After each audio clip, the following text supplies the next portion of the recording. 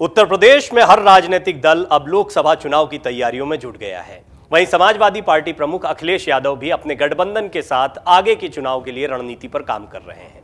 कितनी प्रभावी होगी, किस तरह की चुनौतियां हैं, कैसे उन चुनौतियों से ऊपर उठकर अखिलेश यादव अपनी एक रणनीति को बनाने में जुटे हुए हैं, ये सारी चीजें इस रिपोर्ट में आपके सामने। बीते दिनों में सपा गठबंधन बिखरा हुआ सा नजर आया है, जिसको फिर से दुरुस्त करने की कवायद पार्टी अध्यक्ष ने शुरू कर दी है।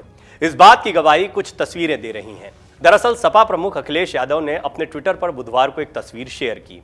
इस तस्वीर में सपा प्रमुख और सपा विधायक पल्लवी पटेल की मां कृष्णा पटेल नजर आ रही हैं। कृष्णा पटेल अपना दल कमेरावादी की राष्ट्रीय अध्यक्ष भी हैं। इस तस्वीर के सामने आने के बाद माना जा रहा है कि अखिलेश यादव अब गठबंधन को मजबूत बनाने में लगे हुए हैं। जो सहयोगी रह गए हैं साथ में, उन्हें बचाए रखने के प्रयास भी कर रहे हैं। ओम प्रकाश राजभर के जाने के बाद से, महान दल के केशव देव मौर्य के जाने के बाद से वो कमजोर हुए हैं। इससे पहले आजम खान के घर की भी कुछ तस्वीरें सामने आई थी। इन तस्वीरों में आजम खान और महान दल के अध्यक्ष केशव देव मौर्य दिखाई दे रहे थे। केशव देव मौर्य आजम खान के घर दावत पर पहुंचे थे। इस दौरान केशव देव मौर्य के सुर बदले बदले से भी नजर आ रहे थे। क्या उनकी वापसी हो सकती है गठबंधन में? केशव देव मौर्य ने अखिलेश यादव का बचाव करते हुए शिवपाल सिंह यादव और ओम प्रकाश राजभर को निशाने पर लिया था। उन्होंने राजभर पर कहा था कि उनकी डोरी बीजेपी और आरएसएस के हाथों में है। इससे पहले आजम खान ने गठबंधन के नाराज दलों से बात करने की बात कही थी। आपको बता दें कि एमएलसी चुनाव के बाद केशव देव मौर्य अखिलेश यादव से काफी नाराज बताए जा रहे थे। इस दौरान उन्होंने सपा गठबंधन से अलग होने का ऐलान कर दिया था, जिसके बाद फॉर्च्यूनर गाड़ी को लेकर विवाद बढ़ा था। आपको याद होगा, यह बताया गया कि सपा ने गाड़ी वापस ले ली है उनसे। अब जानिए कि कौन है पल्लवी पटेल और कौन है केशव देव मौर्य, किस तरह से ये महत्वपूर्ण है और किस तरह से ओम प्रकाश राजभर के जाने के बाद एक नई रणनीति पर काम कर रहे हैं अखिलेश यादव। बेशक अखिलेश यादव और आजम खान के बीच में दूरियां दिखाई पड़ती हैं, लेकिन आजम खान अपने स्तर पर पार्टी को मजबूत करने के प्रयास करते भी दिखाई दे रहे हैं। अखिलेश यादव के साथ उनका विवाद अपनी जगह है, लेकिन समाजवादी पार्टी को ताकतवर बनाए रखना एक ज्यादा महत्व की बात है। इससे दोनों का राजनीतिक भविष्य सत्ता है, क्या अखिलेश यादव का, क्या आजम खान का। आजम खान जानते हैं कि बिना समाजवादी पार्टी के वो भी कुछ नहीं है, लिहाजा पार्टी दोनों के लिए महत्वपूर्ण है और पार्टी की अंदरूनी लड़ाई दूसरी तरफ है। उत्तर प्रदेश के उप मुख्यमंत्री केशव प्रसाद मौर्य कौशाम्बी के सिराथू सीट से चुनाव हार गए थे। आपको याद होगा, योगी आदित्यनाथ की बड़ी जीत, फिर से मुख्यमंत्री बनना उतना चर्चा में नहीं था जितना केशव प्रसाद मौर्य का सिराथू से हार जाना। करीब 7,000 मतों से उन्हें समाजवादी पार्टी की प्रत्याशी डॉक्टर पल्लवी पटेल ने शिकस्त दी थी। पल्लवी अपना दल प्रमुख कृष्णा पटेल की बड़ी बेटी हैं। ये समाजवादी पार्टी का कहना तो टेक्निकली ठीक नहीं होगा, लेकिन अपना दल कमेरावादी, आपको पता है 2 अपना दल के धड़े चलते हैं और पूर्वांचल के इन क्षेत्रों में इनका बड़ा असर है।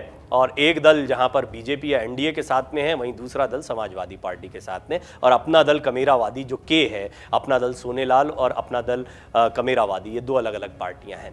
पल्लवी को जब सिराथू से उम्मीदवार बनाया गया था, तब केशव प्रसाद मौर्य ने प्रतिक्रिया दी थी अपनी। उन्होंने कहा था, पल्लवी मेरी छोटी बहन जैसी हैं। सिराथू क्षेत्र में पल्लवी का बहन के रूप में स्वागत हो सकता है, लेकिन प्रत्याशी के तौर पर सेंध लगाना उनके बस की बात नहीं है। खैर, अब पल्लवी ने बड़े भाई यानी केशव मौर्य को जब सीट पर सेंध भी लगाई, हरा भी दिया, और हालांकि हार बहुत बड़ी नहीं थी, लेकिन हार मतों के अंतर से छोटी दिखाई दे सकती है। 7,000 मतों का जिस प्रत्याशी को हराया वो बहुत बड़ा था। वो उत्तर प्रदेश के उप मुख्यमंत्री थे भी और आज भी हैं। हारने के बाद उन्हें दोबारा बनाया गया। पल्लवी की बहन अनुप्रिया पटेल हैं, जो अपना दल की प्रमुख हैं। वे पल्लवी से 1 साल छोटी हैं। पल्लवी ने बायोटेक्नोलॉजी में स्नातक करने के बाद सब्जियों और फलों के फंगस पर डॉक्टरेट भी किया है। 2008 में पल्लवी ने राजनीति में कदम रखा। शुरुआत में सोनेलाल पटेल के सहयोगी के रूप में काम करना शुरू किया। पिता के निधन के बाद पल्लवी की मां कृष्णा पटेल पार्टी की अध्यक्ष बनी। उनकी बहन अनुप्रिया पार्टी की महासचिव बनी। वहीं पल्लवी भी राजनीति में सक्रिय हो गई। अब आप देख सकते हैं कि राजनीति किस दिशा में जा रही है। समाजवादी पार्टी की अंदरूनी राजनीति की बात करें तो सबके सामने स्पष्ट है, अपर्णा यादव, शिवपाल यादव दोनों के खिलाफ होने के बाद और अखिलेश यादव का खुलकर विरोध करने के बाद में उनकी परेशानियां बढ़ी, क्योंकि परिवार की फूट बड़ी फूट होती है। इसीलिए अपर्णा यादव को बीजेपी ने खूब प्रमोट किया और अपर्णा यादव को बेशक ना मंत्री पद मिला, ना कोई बड़ी जिम्मेदारी मिली, ना चुनाव लड़ाया गया, ना लोकसभा उपचुनाव में प्रत्याशी बनी। इसके बावजूद वो एक चर्चा का विषय बनी रही और बड़ा नाम बनी रही हैं। अभी अगर हाल के दिनों की बात करें तो राम गोपाल यादव की जब मुख्यमंत्री से मुलाकात हुई, तब भी अपर्णा यादव ने समाजवादी पार्टी पर, राम गोपाल यादव पर कुछ प्रश्न चिन्ह लगाए हैं।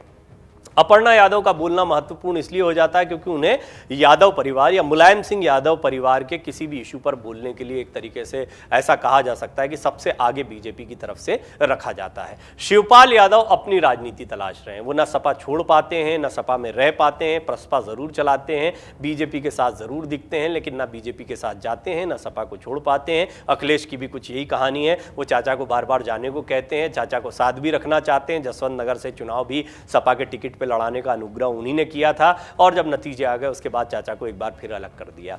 आजम खान की अपनी परेशानी है, जेल में लंबा समय बिताया है, मुस्लिम राजनीति करते हैं, रामपुर का गढ़ हार चुके हैं और अखिलेश यादव ने मुस्लिमों को लेकर या आजम खान को लेकर कोई पैरवी नहीं की। राम गोपाल यादव की मुलाकात के बाद भी शिवपाल यादव ने यही तंज कसा था कि आजम खान की बात क्यों नहीं करते हो, और इस पर जब और समाजवादी पार्टी के प्रवक्ताओं की बात आई तो अब्दुल्ला आजम खान, जो आजम खान के बेटे हैं, वो बेहद नाराज हो गए कि अगर आपने ये बात की तो बात दूर तलक जाएगी। ये समाजवादी पार्टी का अंदरूनी घमासान है, लेकिन जब बात होती है पार्टी को मजबूत करने की तो पार्टी को मजबूत करने की रणनीति स्पष्ट है। अब आजम खान ऐसा लग रहा है कि मुस्लिम मतदाताओं के पैरोकार बनकर दिखाई देंगे। अखिलेश यादव बहुसंख्यक समाज को साधना चाहते हैं, इसलिए वो सिर्फ मुसलमानों का वोट लेंगे या मुसलमानों के पक्ष में बोलते दिखाई देंगे, इन छवियों से बचना चाहते हैं। उनका एक नया हिंदुत्व और राष्ट्रवाद भी देखने को मिल रहा है। रुद्राभिषेक करते हुए उनकी और उनकी पत्नी डिंपल यादव की तस्वीरें वायरल हो रही हैं। दूसरी तरफ घर घर झंडा लगाने के अभियान में वो बढ़ चढ़कर बीजेपी से पहले ही हिस्सा ले रहे हैं। तो कुल मिलाकर वो राष्ट्रवाद और हिंदुत्व पर काम करना चाहते हैं। आजम खान मुस्लिम मतदाताओं को साधना चाहते हैं।